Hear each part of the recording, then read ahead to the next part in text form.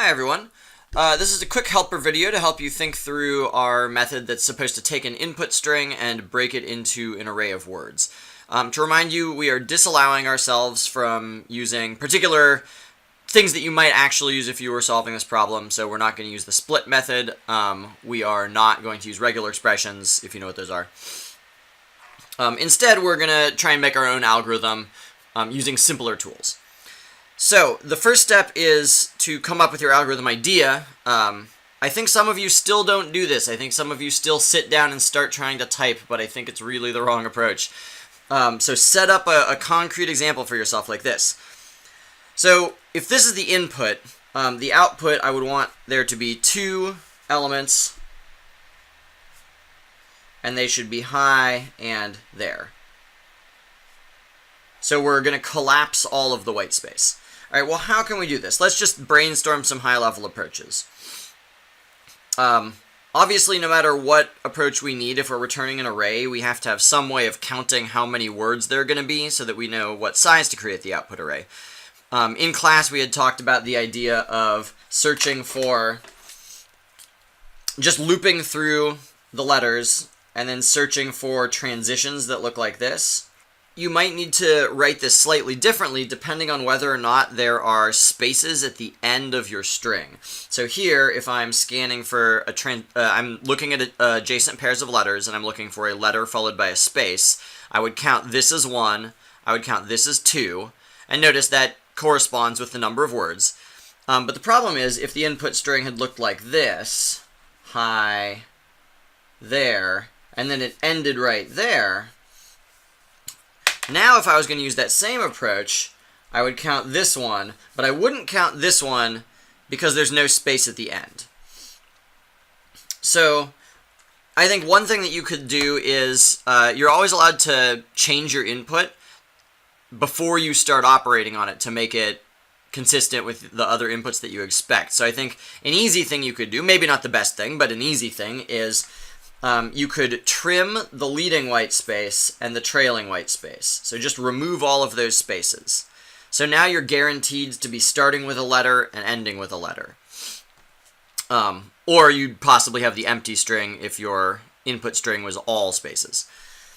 Then if you wanted to, let's say you didn't want that. Let's say you want to be guaranteed to be starting and ending with a space. You could just add a space on the beginning and end. So you would transform your input so that way it would be space, and then high, there, and then a single space.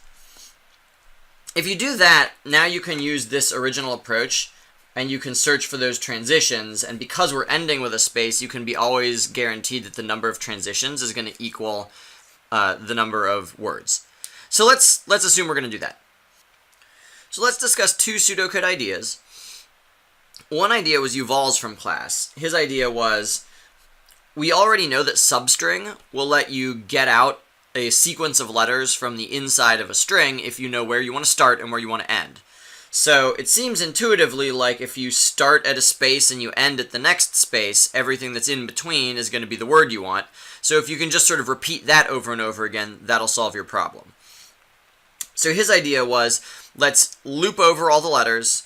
Whenever we see a space, as long as there isn't a space right before it, let's record that index. So he's making an array list of integers, and he'll remember 0, and then he'll remember, it looks like index 3, and then he won't remember index 4 because that has a space before it, and so on. And then eventually here he'll be at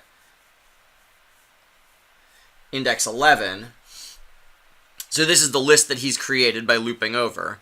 And now he just needs to loop over this list and say, give me the word between 0 and 3. Probably not 0, because that's going to give us the space. So maybe the word between 1 and 3, and that'll give us high. And now let's start at 3 and go to 11. Well, so that doesn't look like it's quite going to work, because that's going to give us space, space, well, not 3, 4 to 11. That's going to give us space, space there, which isn't what we want. You could trim this again so that you eliminate any spaces. So that would work. It doesn't feel like the most elegant approach, but it would definitely work. And this isn't our main goal. Your main goal is brute force cracking the ciphers. So if you can make this work, that'd be great. So a different approach is something like this. Let's loop over the letters, and let's wait until we actually see a letter, because if you're starting with spaces, we're not interested in that. So we're sort of going to scan forward until we find a letter. Once we've found a letter, let's remember that index. Okay, now let's scan forward until we see something that's not a letter. So that'll be here. And let's remember that index.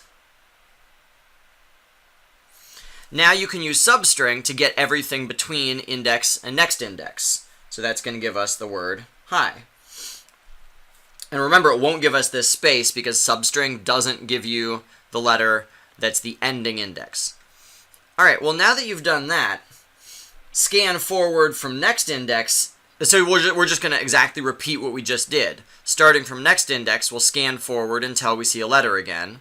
And now we'll set that to be index. And then, repeating the same process, we'll scan forward from index until we see the first non-letter, and that'll be next index. And then we'll repeat. Notice that this is only working because I decided to end the string with a space. If the string didn't end with a space, we would never see that non-letter at the end because we would hit the end of the string. So you would either need to make your test look for a non-letter or the end of the string and have it end there, or you could artificially add a space at the end of your string on purpose to make this algorithm work. But either way, that also seems to be a very kind of clean, straightforward approach. Okay, so once you've got your ideas in your head, now you can kind of sketch out a pseudocode that fits this idea, and then try and implement it in Java. And then, of course, you're going to test it, including both expected test cases and edge test cases. All right, good luck, everyone.